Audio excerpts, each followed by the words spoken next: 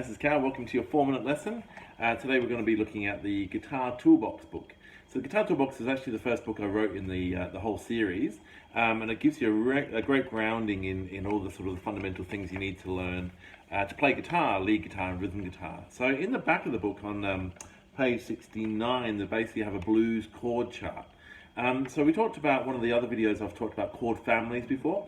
These are essentially blues chord families, meaning that these are the chords that fit together in each of the different keys. So in this example, in this video, we're going to look at the family of G blues, G7, C7, and then D7. And then we're going to basically put it into a formula called 12-bar blues. So let's look at the chords first of all, the G7 first of all. So how you get to a G7, it looks a bit complicated when you first do it, but actually if you think about it, if you just do like a normal C chord, straight C chord, and all you need to do is drop your first finger back a string to the high E string, and then these two fingers go up a string like that. So it's very much like a C. So C, and then these go up, and that goes back, like that, or that goes back and that goes up. So that's basically how you play a C, so that's how you play a G7 chord. So it's a kind of similar shape to a C, more like stretched out. So G7, the next chord in the family will be C, because that's the fourth chord of the G major scale.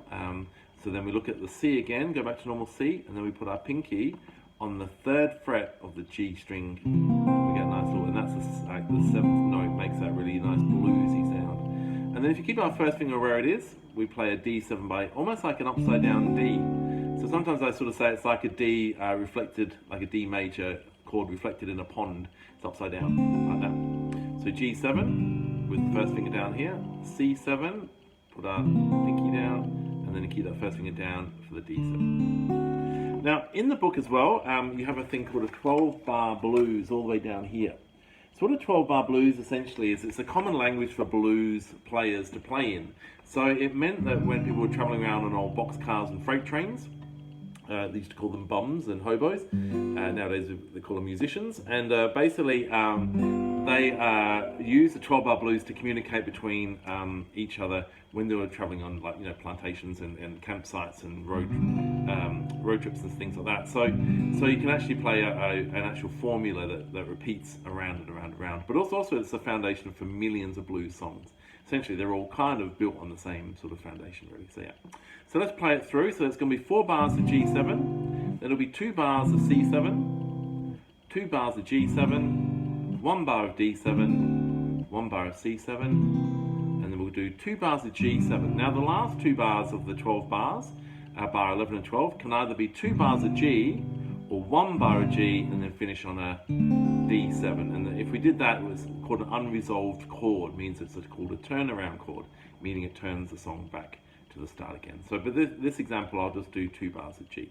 So let's play the 12-bar blues using G7, C7, and D7. 1, 2, 3, 4.